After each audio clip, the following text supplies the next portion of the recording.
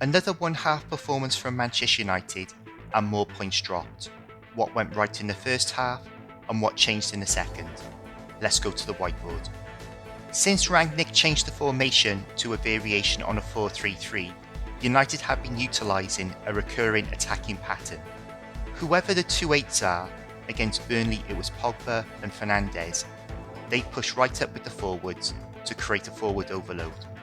To get the ball to the forward overload, United look to filter the ball down the flanks, where they are usually able to create another overload with the fullback and outside forward, enabling United to get into the areas to exploit the forward overload. This was demonstrated perfectly for the goal.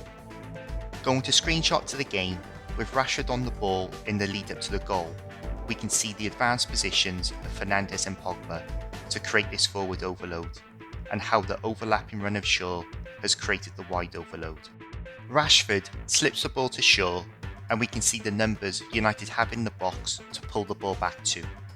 The downside of this approach is, if United aren't able to filter the ball down the flanks, with the midfield emptied, United don't have the passing connections to play through the central areas. United found themselves in this situation a number of times in the first half, which resulted in playing a number of straight long balls and gave the ball away. Going to screenshot to the game, with the ball out to Shaw not on, Maguire has to switch the play out to the other side. We can see how the advanced positions of Pogba and Fernandes has emptied United's midfield, completely isolating McTominay, who is also outnumbered. There is no chance of United playing through midfield from this position.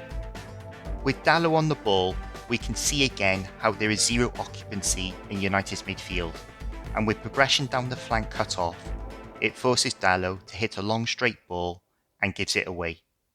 United have executed this attacking pattern very well at times, but on occasions, the two eights push forward too soon, which takes away our ability to play through midfield and can make us one-dimensional. So what changed in the second half? Going back to the first half for a second, Burnley's tactics were clear: hit the front men with a long ball and get their midfield runners picking up the loose balls and start their attacks from here. But what Burnley didn't bank on was United dominating the air, which meant Burnley couldn't get up the pitch. In the second half, Rodriguez and Weghorst alternated to drop off the front line to act as a forward pivot, which connected the front line with the midfield, and Burnley started to play through the field with some good passing movements. Going to screenshot to the game, we can see how deep Rodriguez has dropped to act as the target man, and by getting hold of the ball, players can start to run off him, and he plays a ball round the corner to Westwood. We can see how this time Weghorst is looking to drop into the forward pivot position to offer himself to Westwood, who plays the ball to him. From here, Rodriguez makes the run off Weghorst, who plays him in, and Burnley get their goal. Sean Dyche's tactical tweak to play with more depth changed the game, but it's worrying how Burnley went from being a long ball team in the first half to looking like a decent footballing side in the second half. What contributed to this was United's terrible pressing game. There were numerous times in the second half when United looked to have Burnley boxed in, but the lack of intensity in the press gave Burnley the opportunity to get themselves out of trouble and play through us.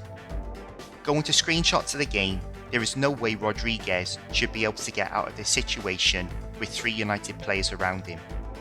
But because Pogba tiptoes across, he gives Rodriguez the time to play a ball through United's midfield to Weghorst, who plays a nice ball around the corner to Peters, who is in a decent crossing position.